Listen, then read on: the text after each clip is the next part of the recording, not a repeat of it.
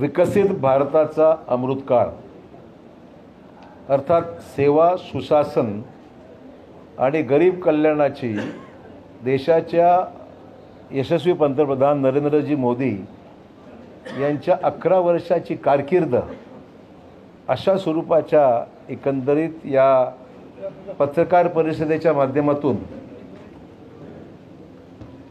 आपल्या सर्वांना ही बाब विशदच आहे।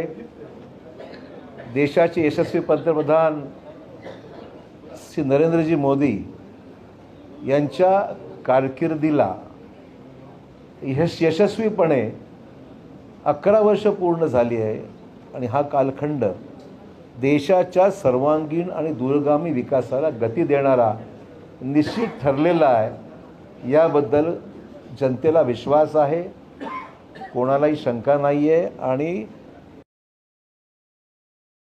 या सर्व कार्यकाळामध्ये जी काही विकासाची कामं झालेली आहेत त्याबद्दल निश्चितच लोकांच्या मनामध्ये एक आत्मविश्वास आहे।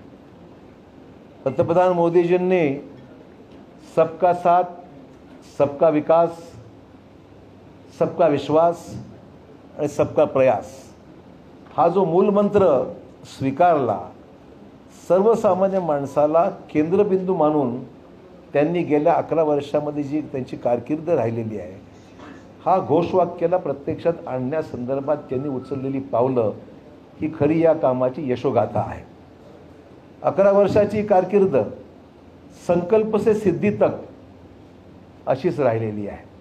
माननीय मोदीजींनी 2047 पर्यंत विकसित भारत घडवण्याचा संकल्प केला आणि विकसित भारताच्या प्रवासात देशातील सर्व क्षेत्रे आणि सर्व समाज घटकांचा विकास व्हावा यासाठी त्यांनी अनेक आघाड्यांवर क्रांतिकारी आणि परिवर्तनवादी निर्णय घेतलेले आहेत। 11 वर्षात विकसित भारताची पायाभरणी झाली, अनेक क्षेत्रात देश आत्मनिर्भर होण्याच्या वाटेवर अग्रेसर झाला। हा कालखंड विकासाचा अमृतकाळ खऱ्या अर्थाने ठरलेला आहे। या कार्यकाळात त्यांनी सर्वसमावेशक राज्यकारभार केला, लोककेंद्रित विकासाला प्राधान्य दिले आणि ही कारकीर्द गरिबांच्यासाठी, कल्याणासाठी, सर्वसामान्यांना जीवनात आमूलाग्र बदल घडवणारी आणि भारताच्या सर्वांगीण विकासाला चालना देणारी ठरलेली आहे। या निमित्ताने त्याचे मी काही दाखले आपल्यासमोर देऊ इच्छितो।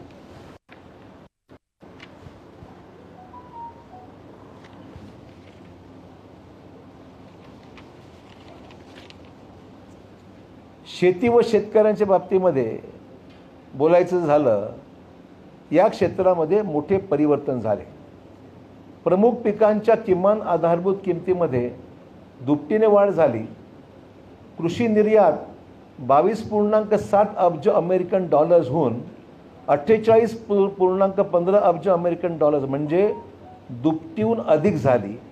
PM किसान योजनेद्वारे थेट शेतकऱ्यांना 3.68 लाख कोटी रुपयापेक्षा जास्त रकमेचे हस्तांतरण झाले आणि कृषी क्षेत्रासाठी अर्थसंकल्पीय तरतुदीत 5 पटाहून अधिक वाढली। शेतीमालाची वाहतूक व विपणनासाठी पायाभूत सुविधांवर उभारणीवर विशेष लक्ष केंद्रित करण्यात आलेलं आहे। आयुष्यमान भारत योजनेअंतर्गत आरोग्याच्या अंतर्गत प्रधानमंत्री जन आरोग्य योजना या जगातील सर्वात मोठी सरकारी आरोग्य विमा योजनेत 10.74 कोटी कुटुंबांना, प्रत्येक कुटुंबांना प्रतिवर्ष 5 लाख रुपयाचे आरोग्य कवच प्रदान करण्यात आले। प्रधानमंत्री जन औषधी केंद्राच्या माध्यमातून मोठ्या प्रमाणात जेनेरिक औषध केंद्र सुरू झाली, ज्यामुळे रुग्णांची 38,000 कोटीहून अधिक बचत झाली। म्हणजे स्वस्त मेडिसिन्स मिळाल्यामुळे 38,000 कोटीहून अधिक बचत झाली, सामान्य माणसाचा फायदा झाला। आणि कोविड-19 लसीकरणामध्ये भारताने जागतिक स्तरावर आघाडी घेतली।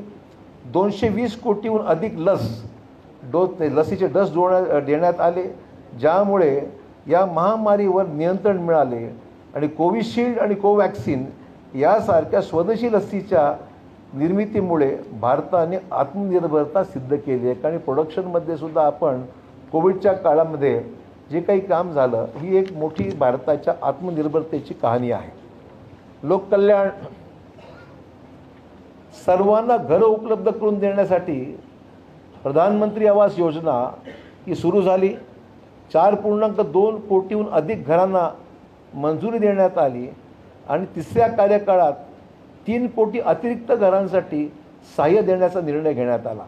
आपल्याला कल्पना असेल, यंदा महाराष्ट्राला 20 लाखाहून अधिक घरकुलं प्रधानमंत्री आवास योजनेच्या अंतर्गत मंजूर झाली आणि नव्याने सुद्धा सर्वे ज्या लोकांची नावं त्या योजनेमध्ये राहून गेली असले किंवा काही कारणास्तव मागे जुनी झालेली यादी असेल तिला अपडेट करण्याच्या बाबतीमध्ये सुद्धा आता सध्या काम चालू झालेलं आहे आणि आता यादी अधिक लाभार्थी सुद्धा त्याच्यामध्ये आपल्याला मिळणार आहे. त्यामुळे हा विषय एक महत्त्वाचा ठरला. प्रधानमंत्री उज्ज्वला योजनेअंतर्गत 10.33 कोटीहून अधिक गरीब कुटुंबांना मोफत LPG गॅस कनेक्शन देण्याचा निर्णय घेण्यात आला आणि प्रधानमंत्री जनधन योजनेच्या अंतर्गत 51 कोटीहून अधिक बँक खाती उघडण्यात आली. DBTचे प्रमाण वाढले आणि सरकारी योजनांचे पैसे थेट खात्यामध्ये जमा होऊ लागले. स्वच्छ भारत अभियान योजनेअंतर्गत देशभरात 11.84 कोटी शौचालयांचे बांधकाम आणि कचरा व्यवस्थापनाला गती मिळाली. परिणामतः असं झालेलं आहे की गरिबांच्या उत्पन्नात वाढ होऊन सुमारे 25 कोटी लोक गरिबीतून बाहेर पडले ही सरकारची आकडेवारी आहे. नारी शक्तीच्या बाबतीत बोलायचं झालं, नारी शक्ती वंदन अधिनियमाने महिलांसाठी 33% आरक्षणाच्या जागा राखीव केल्या गेल्या आहेत. मुलींच्या शिक्षणाला आणि सशक्तीकरणाला प्रोत्साहन देण्यासाठी बेटी बचाओ बेटी पढाओ ही योजना ही सुरू करण्यात आली. आणि त्याचबरोबर उद्योग व रोजगार निर्मितीच्या बाबतीत बोलायचं झालं, मेक इन इंडिया मोहीम राबवण्यात आली. भारतात उत्पादन क्षेत्राला चालना मिळाली. परदेशी गुंतवणुकीला आकर्षित करण्याचा प्रयत्न झाला. ईज ऑफ डुईंग बिझनेसचे धोरण स्वीकारण्यात आले. भारत एक प्रोडक्शन हब बनण्याच्या दिशेने आता वाटचाल करू लागलेला आहे.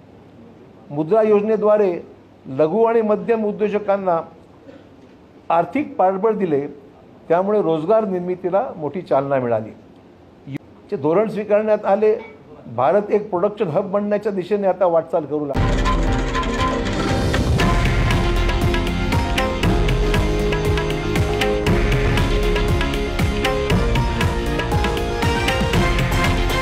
हे आहे देशातील नंबर 1 न्यूज नेटवर्क आणि आपण पाहत आहात TV9 मराठी, एकमेव.